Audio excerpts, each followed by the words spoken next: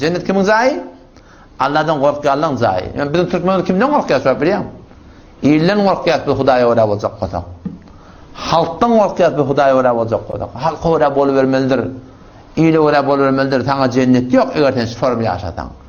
وَعِدَّتْ لِلْمُتَّقِينَ Allah'dan korkuyan adamlarının için teyarlanmıştır cennet. Tecri min tahtihel enhar aşağının akanarak bariye. Nemeden.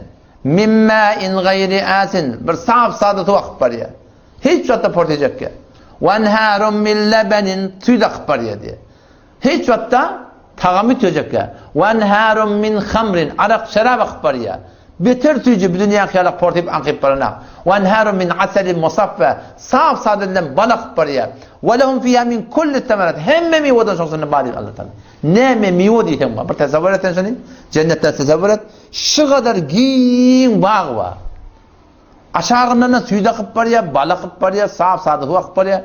O zaman şarap akıp var ya. Deryatı bir kaptalla.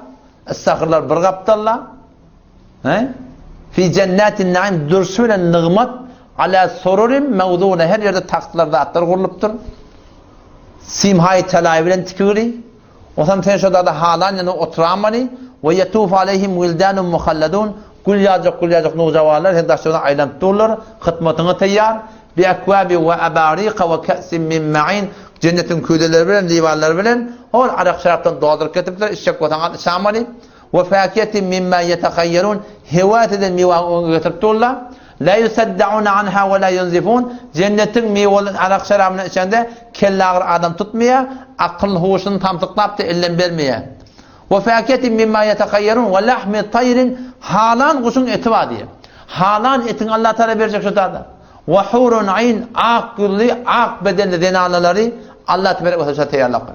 Şol bağ ve sağlığın sünne fi cenneti adın ve mesakinu tayyibe avudan arata zaylar ona caru bergi de verek keysat de verek kullar de verek ne otada tolunma ne otada ömür var ne otada yağınma ne otada kırgınma ne otada tavukma neden burnundan su gelecek neden kakılık gelecek ne koltuğundan imandan der çıkacak der çıkıda moşkun idi olup çıkacak ne bize koltuk kılıp olacak ne otada murt olacak ne otada takla olacak Peygamber Samet'in jordan murt saf sade olacak höyleler erkekler dittir ne baldırda kılıp olacak ne baş yerine kılıp olacak ne kavat yerine kılıp olacak şu form Allah bir avudan yarattır biliyan denaları ve hurun ayn ak bedelli denalar ayn nipti göller çeşme ahuyu olacak diye denanların gölleri ahuyu gözleyenine adam hurgilleri 40 yıllap angal kalacak diye şu kadar avudan 40 yıllap angal kalacak yani şu aşağıda şu dünyada kanima dakbeni gödün düşenine mahilanda 2 gün aylanıyor şu şeytan vaziyet diye Muhtada şıgadarsa odan 40 yıllap adam angal kalacak diye. Şıgadar nıgmat Allah'ta teyyarlattır.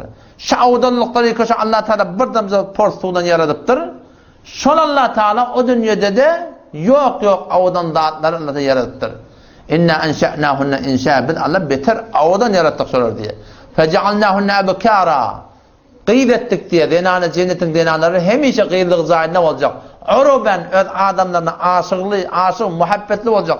Etrafa hem seninle sahip olacak diyor Allah Teala. Şunları insan Allah Teala kavnemen kavuryanı biliyor da insanı biliyor. İnsan nemeni hoş öyleyeni biliyor. Allah Teala aydıptır. Bu şu dünyanın imanlı denaneleri hur qeydden başlıkları olacak. O kağıtlar diyeler de bırak gururunu hem erkekten gurur mu diye heyleleri ne yapmadım diyor Teala. Kurbanın mı erkekten ne yapmadı heyleyle gider de ne? Şu mühimde ne yapmadı heyleyim gider mi görünemi? Sen cennette sen ayarma bile yaşap ben sen ne men sen koda maşinle şon kuşada atta şon düyede şon her ne cennette olsa sen adamın bile yaşap ben sen gider ne? Zahiren bizim adamda kârak ispat ederken heyleli ispat eder şeyden. Öy beceriyat şu ispat yerler. Maşinle başlıyor kulör anlıyor bir de gidip köten gece bir yatmana geliyor ta. Aslında ne kim ispat ediyor? İspat ediyor şey değil mi? O zaman imanlı geçmek yerine gurur yani. Haydi imanlı Allah Teala ayeten imanlı olmalı.